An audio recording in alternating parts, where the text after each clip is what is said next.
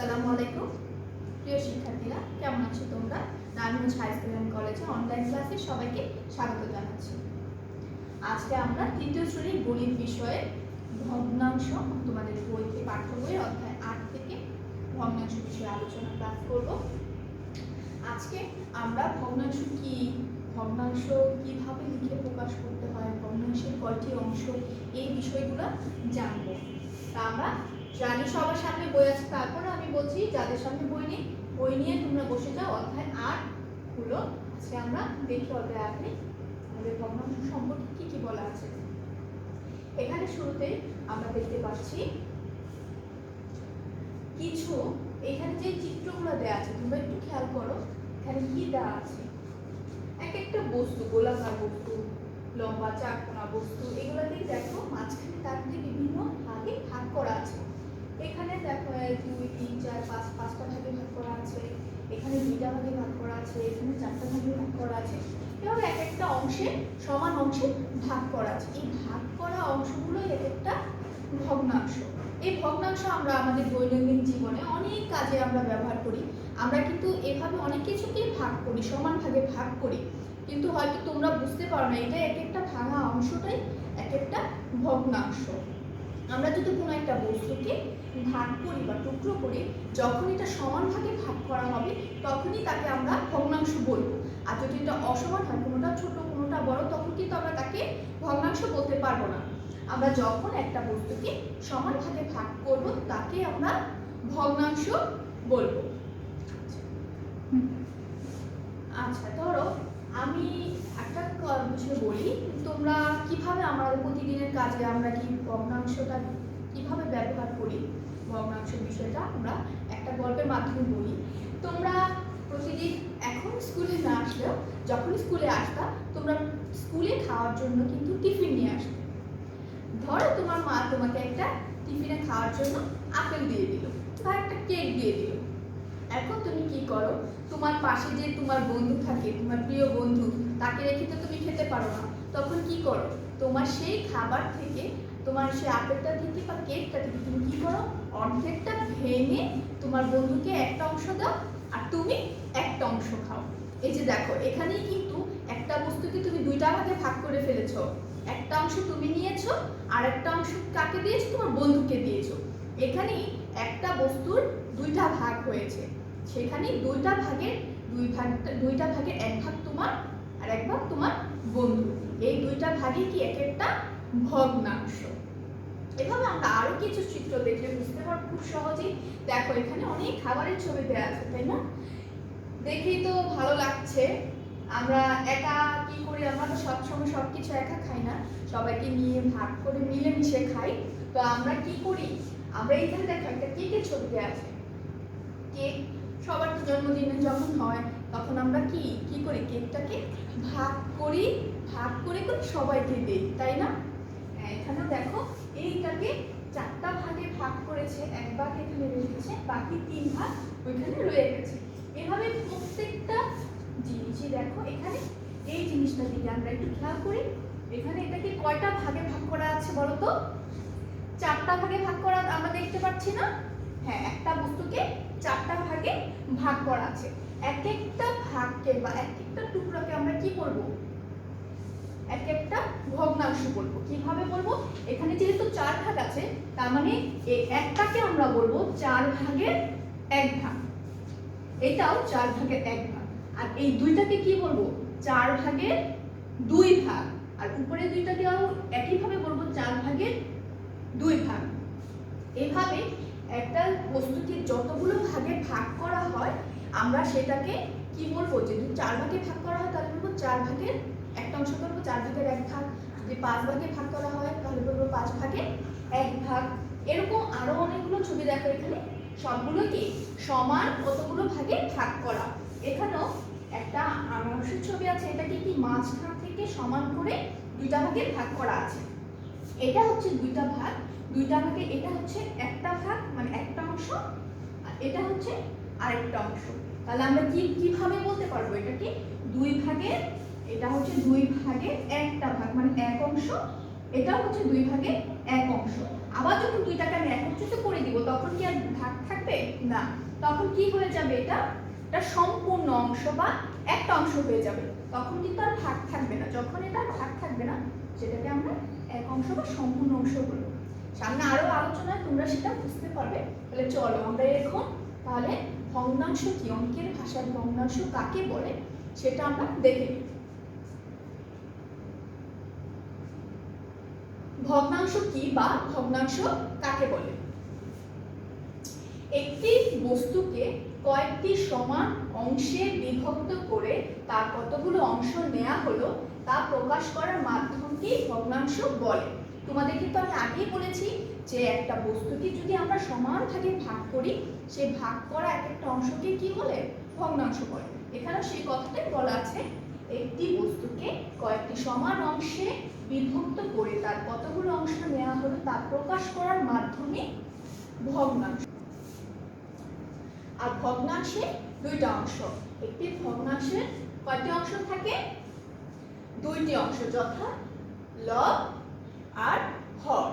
এখন সেই লব আর হর কি সেটা আমরা পরে আবার জানবো। এখন আমরা আপাতত এটাই মনে রাখবো যে একটি ভগ্নাংশের দুইটি অংশ, একটা হচ্ছে লব, একটা হচ্ছে হর। এরপরে দেখো এখানে কয়েকটি ভগ্নাংশের চিত্র দেখি, আমরা কয়েকটি ভগ্নাংশের চিত্র দেখবো। ভগ্নাংশগুলো কতটুকু অংশ রং করা, আমরা কিন্তু কিভাবে ভগ্নাংশের অংশ নির্ণয় করতে হয় সেটা কিন্তু আমরা বুঝতে পেরেছি, শিখেছি। তো দেখো এখানে কিছু চিত্র দেয়া আছে, কিছু বৃত্তাকার গোল চিত্র দেয়া আছে। এখানে বলেছে কতটুকু অংশ রং করা, সেটা আমাকে বলতে হবে যে কতটুকু অংশ রং করা আছে। এখানে যে বৃত্তটা প্রথমটা আমরা দেখতে পাচ্ছি, এখানে কতটুকু অংশ রং করা, এখানে তো কোনো ভাগ করা নেই, সম্পূর্ণ অংশটাই কি রং করা আছে, সম্পূর্ণ অংশটাই রং করা আছে। যেহেতু কোনো ভাগ করা নাই বা টুকরা করা নাই, কিছু নেই, কারণ এই সম্পূর্ণ অংশটাই কি একটা অংশ, এটাকে আমরা সম্পূর্ণ অংশ।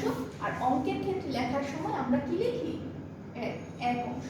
এটা পুরোটা হচ্ছে কি একটি অংশ, মানে এখানে পুরোটা অংশ রং করা।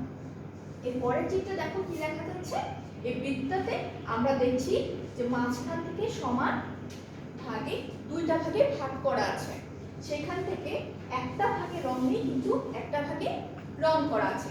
তা আমরা কি লিখতে পারি, যে আমরা কতটুকু অংশ রং করা সেটা আমরা অঙ্কে কিভাবে প্রকাশ করব, এইভাবে প্রকাশ করব যে 2 ভাগে 1 ভাগ।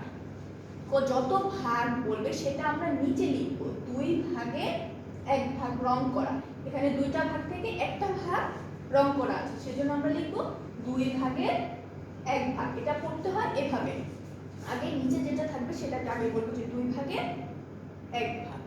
বুঝতে পারছি নিশ্চয়? তাহলে এর পরটা কি হবে দেখো, এখানে কয়টা ভাগে ভাগ করা, আগে একটু আমরা গুনে দেখি তো কয়টা ভাগে ভাগ করা, 1 2 3 4, চারটা ভাগে ভাগ করা আছে। চারটা ভাগ থেকে কতটুকু অংশ রং করা, 1 ভাগ রং করা আছে, বাকি 3 ভাগে রং নেই। তার মানে কি আমাদের ভাগ কয়টা, চারটা, তাহলে সেটা আমরা নিচে লিখব 4 ভাগের রং আছে কয় ভাগে, 1 ভাগে।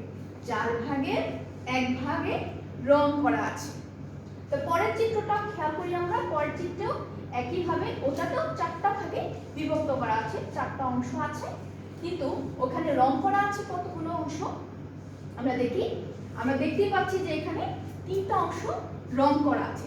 তাহলে আমরা কি লিখবো, যে 4 ভাগে 3 অংশ রং করা, মানে কি কতটুকু, 4 ভাগে 3, চারটা ভাগ থেকে 3টা ভাগে রং করা আছে, আমরা লিখবো 4 ভাগে 3 অংশ। নিশ্চয়ই বুঝতে পারছি, তোমাদের বইও এরকম কিছু উদাহরণ দেয়া আছে, তোমরা সেগুলো দেখলে আরো সহজে বুঝতে পারবে, তোমরা সেগুলো নিজে নিজে অনুশীলন করবে। আচ্ছা এরপরে কি আছে চলো দেখি। আচ্ছা আমরা আগে পড়েছিলাম যে ভগ্নাংশের দুটি অংশ, লব হর। এখন আমরা চিনব লব কি এবং হর কি, কোন অংশটাকে লব বলে কোনটাকে হর বলে। একটা ভগ্নাংশ আমরা কিভাবে লিখি, আমরা আগে কিন্তু দেখেছি যে ভগ্নাংশটা আমরা লিখি মাঝখানে একটা দাগ দিয়ে, যত ভাগ বলে সেটা নিচে লিখি, আর সেই যত ভাগের যতটুকু অংশ নেওয়া হয় সেটা আমরা উপরে লিখি। তো এখানে মাঝখানে দাগের 2টা অংশ আছে, উপরে একটা অংশ নিচে একটা অংশ, এটা একটা ভগ্নাংশ লিখিত রূপ। তো তো এইটার এই যে দাগটা থাকবে, এই দাগের নিচে যে সংখ্যাটা থাকবে তাকে আমরা বলি হর, আর এই দাগের উপরে যে সংখ্যাটা থাকবে সেটাকে আমরা কি বলি? লব বলি। এখানে আমি লিখে দিয়েছি, দেখো নিচের অংশটাকে বলি হর এবং উপরটাকে বলি লব। আচ্ছা, এখানে আরো দুইটা ভগ্নাংশ আমি লিখেছি, দেখতে পাচ্ছ কি লিখেছি, এটা কিভাবে লব করতে হয় আমরা শিখেছি সেটা। 4 ভাগের 1 ও 3 ভাগের 2। তো 4 ভাগের 1 এবং 3 ভাগের 2 কে ভগ্নাংশ বলা হয়। যখনই আমরা এরকম দেখব, এরকম লেখা দেখবো মাঝখানে দাগ দিয়ে, সেটাকে আমরা কি বলবো? ভগ্নাংশ বলবো। এটাকে ভগ্নাংশ বলা হয়। এখানে হর কোনটা লব কোনটা, তাহলে আমরা যদি দেখি তাহলে আমরা বুঝতে পারবো এখানে 4 ও 3 কে হর, এই যে নিচের যে অংশটা সেটাকে হর বলে, 4 আর এখান থেকে 3, এই দুইটা হচ্ছে হর, এবং 1 ও 2 কে লব বলে। উপরে যে 1, উপরের অংশ যে আছে 1 এবং এখানে 2, এই দুটো হচ্ছে লব। অর্থাৎ আমরা কি বুঝতে পারছি, একটি ভগ্নাংশের নিচের অংশকে আমরা কি বলবো? হর, এবং উপরের অংশটাকে বলবো লব। আশা করছি বুঝতে পারছো। তারপরে দেখো আরেকটা জিনিস দেখি, আমরা এখন একটি ভগ্নাংশ লিখি, একটি ভগ্নাংশ লিখি যার হর হবে 9 এবং লব হবে 5। হর কোথায় থাকে? দাগের নিচে, আর লব উপরে। তাহলে আমরা কি ভগ্নাংশটা লিখতে পারবো না? অবশ্যই লিখতে পারবো। এখানে দেখো আমি ভগ্নাংশটি লিখেছি, ভগ্নাংশটি হবে এরকম 9 ভাগের 5। আমরা হর 9 বলেছি, এই জন্য হরটা নিচে লিখেছি, আর লব বলেছে 5, লব উপরে হয় সেজন্য উপরে 5 লিখেছি। আরো কিছু আমরা ভগ্নাংশ এখন লিখবো। দেখো কয়েকটি ভগ্নাংশ লিখি যার হর 7, লব 3। এগুলো তোমরা এখন খাতায় লিখে ফেলো, আমি বলার সাথে সাথে তোমরা লিখে ফেলো। এরপরে আমি তো বলেই দিব উত্তর কি হবে। আরেকটা লিখবে যেটা লব 2, হর 5। এরপরে আরেকটি ভগ্নাংশ লিখবে যার হর হবে 4, লব 1। এরপরেরটা হবে হর হবে 5, লব 3, লব 6, হর 9। এটা আমাদের খেয়াল করতে হবে, হর কত লব কত, কখন হর বলছে কখন লব বলছে, কোনটা হর কোনটা লব খেয়াল করে আমাদের লিখতে হবে। নিশ্চয়ই অনেকেই লিখে ফেলেছো। আচ্ছা লব দেখি আমরা মিলিয়ে নিই, আমারটার সাথে তোমাদেরটা মিলে কিনা দেখো তো। প্রথমটা কি বলেছে, এই ভগ্নাংশটা লিখতে হবে যেখানে হর হবে 7, লব হবে 3। এটা কিভাবে লিখবো? হর যেহেতু 7, হর থাকে তাকে নিচে, তাহলে আর 3 লিখবো উপরে। এই যে দেখো, তাহলে কি লিখছি, নিচে 7 উপরে 3, 7 ভাগের 3। আচ্ছা, এরপরে আবার কি আছে, লব 2, হর 5। এখানে লব 2, হর 5, লব থাকে উপরে আর হর থাকবে নিচে, তাহলে এখানেও এটা এভাবে আমরা লিখে দিলাম 5 ভাগের 2। পরটা কি করব, হর 4, লব 1। এটাও লিখবো এভাবে 4 ভাগের 1। এই যে হর 4, সেজন্য নিচে 4, লব 1, উপরে 1।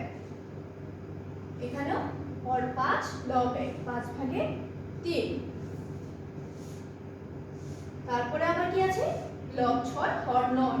তাহলে লব 6 যেহেতু লবের উপরে লিখে দিলাম, আর হর 9, 9টা নিচে নিচে আমরা লিখে দিলাম। আমাদের ভগ্নাংশগুলো কিন্তু আমরা লেখা হয়ে গেল। দেখো যদি আমাদের বলে দেয় যে হর এত, লব এত, তাহলে আমরা একটা ভগ্নাংশ চাইলেই লিখতে পারবো। আমাদের হর কত লব কত এটা জানা থাকলে আমরা নিজেরাই ভগ্নাংশটা তৈরি করতে পারবো। এরপর কি আছে চলো আমরা দেখি, আমরা কিভাবে ভগ্নাংশ প্রকাশ করতে পারি।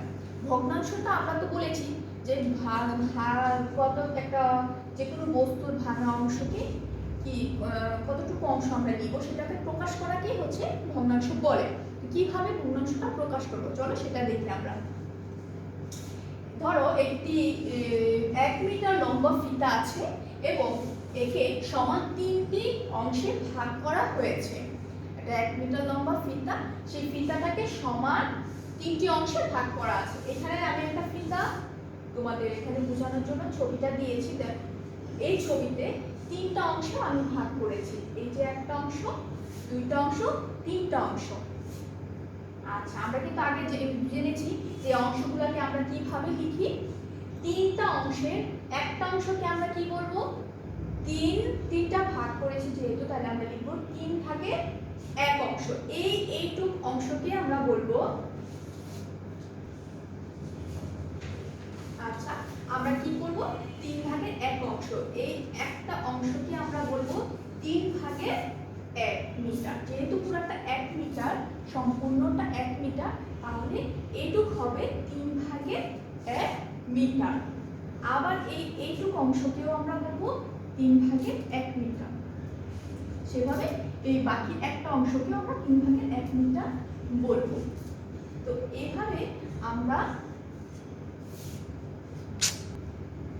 আচ্ছা এই অংশটাকে আমরা এইভাবে লিখি যে 3 ভাগের 1 মিটার বা 3 ভাগের 1 অংশ। এটাকে আমরা এই অংশকে 1 মিটারের, এটা যেহেতু 1 মিটার, 1 মিটারের 1/3 বলা হয়। আমরা মুখে বলার সময় কি বলি, 1/3। 1/3 মানে কি, তিনটা অংশ, সেই তিনটা অংশের একটি অংশ মানে 1/3 এভাবে বলা হয়। আর যদি দুইটা অংশের থেকে একটা অংশ নেই তখন বলবো কি 1/2। আবার চারটা অংশ থেকে দুইটা অংশ নিলাম তাহলে কি বলবো, 2/4। এভাবে আমরা মুখে বলার সময় এটা বলবো। আর লেখার সময় আর কি হয়, এটি লেখা হয় কিভাবে, এই যে এভাবে আমরা আগে যেভাবে শিখেছি 3 ভাগের 1 মিটার। আর আমরা বলার সময় কি বলতে পারি যে 1/3। আচ্ছা এরপরে চলো দেখি,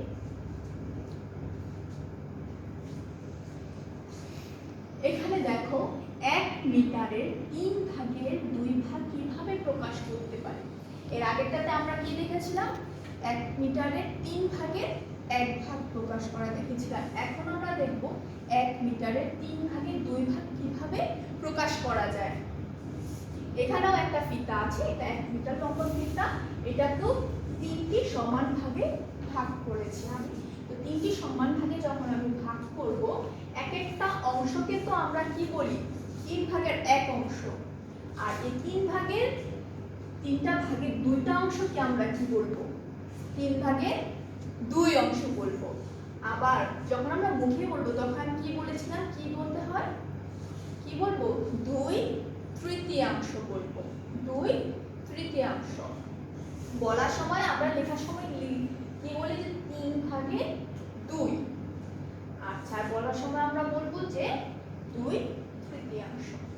আচ্ছা এখানে 2টি 3 ভাগের 1 মিটার আছে, মানে কি, মানে হচ্ছে এখানে 3টা ভাগই হচ্ছে 3 ভাগের 1 মিটার, 3 ভাগের 1 মিটার, 3 ভাগের 1 মিটার। যখন আমি দুইটা অংশ নিব, 3 ভাগের 1 অংশ একটি আছে, 3 ভাগের 1 অংশ, দুইটি অংশ নিয়ে আমাদের 3 ভাগের 2 অংশ হবে। তাহলে 1 মিটার সমান 3 টুকরার 2টিকে 1 মিটারের কি 2/3 বলা হয়।